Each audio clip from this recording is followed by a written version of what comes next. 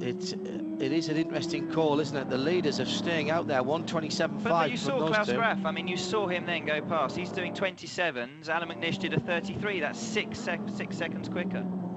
So, Pagenaud back out.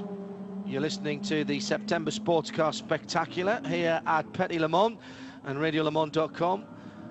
Brought to you with Need for Speed Shift and the American Le Mans Series Radio Network for the whole year. And don't forget, full live exclusive. The only way that you can have live coverage of the season-ending Laguna Seca race is by listening to us in 2 weeks' time from the Mazda Raceway Laguna Seca. It is raining very heavily now, and everyone's going to have to come in. I can see it on the ground. It's going to be a scramble, and the Risi Competizione boys have got it absolutely spot on. In come the two Audis, and they are in before the Peugeots. The Peugeot have got to do a whole lap in this. I reckon Alan will take the lead here. Alan will take the lead of this race. Down to Greg Kramer in the Audi pit. McNish is in, and right behind him is the #1 Audi as well. Both of them in, going to full wets. Here comes Dario Franchitti down pit lane. It's a land rush down here into the pits. Everybody having to make the change. The rain is really starting to pelt down. And as you said, that BMW also did go to the wet tires. So they also have played this game beautifully. Oh, close call. All right, everybody so far so good down at my end of the pits. McNish is out, a little bit slow, but Werner on his way as well. And the Peugeots have gone through. They are taking a huge risk. Massive rooster tails from all of the cars down the front straight. And it is treacherous out there, and he's gone off. It's Lami's gone off at the top of the hill. So there is the first problem. He's gone off. Yeah, it's 10A, 10A and 10B. They didn't go through. They had to do this lap to come in. That's why I said Alan would take the lead of this race. They had a whole lap under these conditions. They must have lost 40 seconds, 30, 40 seconds there. We'll see as they come through this time. In comes both of the Audi, Sarrazin and Pedro Lamy. 1:45. They've lost 20 seconds to the pace they were before, and 10 seconds to McNish. And there's a huge puddle of standing water at the bottom of the hill, and Lamy just couldn't get the car turned in and go. And there's Graf driving around as if it's a perfect summer day. Johnny Molam called it 3 laps ago. I would have been tempted with McNish to put him on the wets when he came out before. It was that close. Another lap and they might have been able to do that. Peugeot in the pit lane, Greg Kramer. Indeed, and they are working on that car feverishly. Both of them are in as well, and it's a little bit further down from where I'm standing. All right, very quick, nicely done as the 08 back and underway, the 07 right behind. So excellent execution on those 2 tire changes, but again, they've lost an awful lot of time, and I'm with you with the amount of technology and the like that they have down here in the pits. A bit of a surprise to me. They maybe didn't put McNish on those wets when they pitted him that first time. I know. Alan McNish has just gone through and takes the lead. McNish takes the lead as he goes round as the Peugeots are coming out the pits. Alan McNish has gone certainly into second place. My apologies. I saw one of the Peugeots moving very slowly. So McNish is back up into second position. Marco Werner still 2 laps off the lead, of course, down in third. So I believe now that it's only Montani between McNish, who is already up to speed with the wet weather Michelins, and it is treacherous out there at the moment. Alan wants a full course yellow.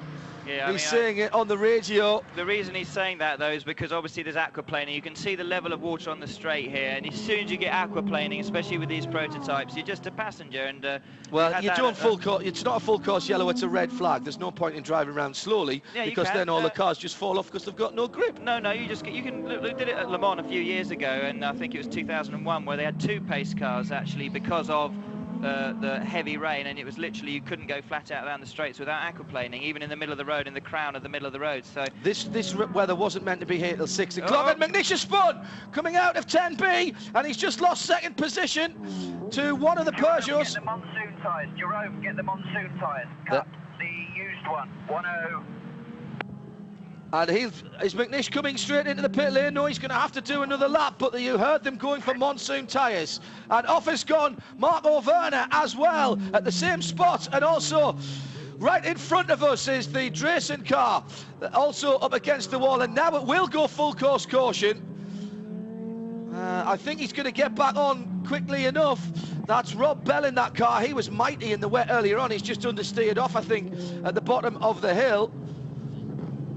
So full course caution, our 7th of the afternoon, as Werner retakes the track. Now he can't pit. Go past the pit, stay out. Well done. That was the calm voice there of... no, that was Mark. That was Werner. Oh, so right, that's the North America car. So that'll be Barry Kettler. Yes. I think that was on there. I tell you what, I'm not being funny. I mean, the Peugeot boys were tiptoeing around, but the fact that both Audis spun there makes you wonder whether the Peugeots are slightly better in terms of grip level in the wet than the Audis, because although they were very tentative, the Peugeots, as they went past, they looked obviously a little bit more sure-footed. The Audis, I mean, Alan just obviously had zero grip everywhere. That was interesting, wasn't it? We've always presumed that the Achilles heel of the Peugeot was rain. It may not be that. It may not be the case. Montani leads from Lamy in second place, Alan McNish in third. 7th caution at Petit Le Mans 2009, and we are 4 hours and 34 minutes into the race here at Road Atlanta.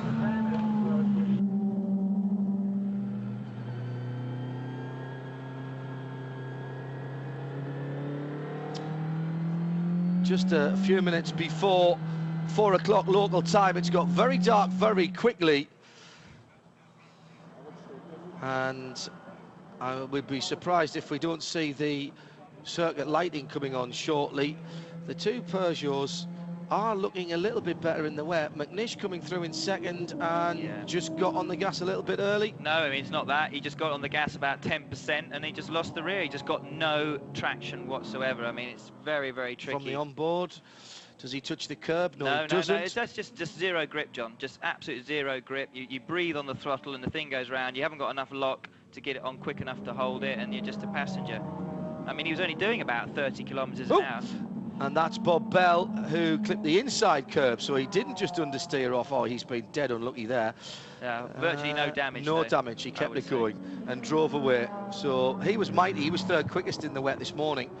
You're listening to live coverage from Georgia of Road Atlanta's Petit Le Mans 2009, presented by Mazda 6, and it is very wet on the front straight now. I'll tell you what, Dindo will be chuffed to bits that he's not the one in the car at the moment, I can tell you. Absolutely. Absolutely That's right. Chucking it down, isn't it? Go to AmericanLeMans.com, by the way, and the newest feature this weekend, I've been talking to Lee Driggers about this, is electronic lap chart. And if I had the internet that worked here, I would be using it myself, because it's a great tool to be able to check who pitted last and for how long and how it worked. There are your class leaders, Frank Montani from Ben Devlin, from Mika Salo.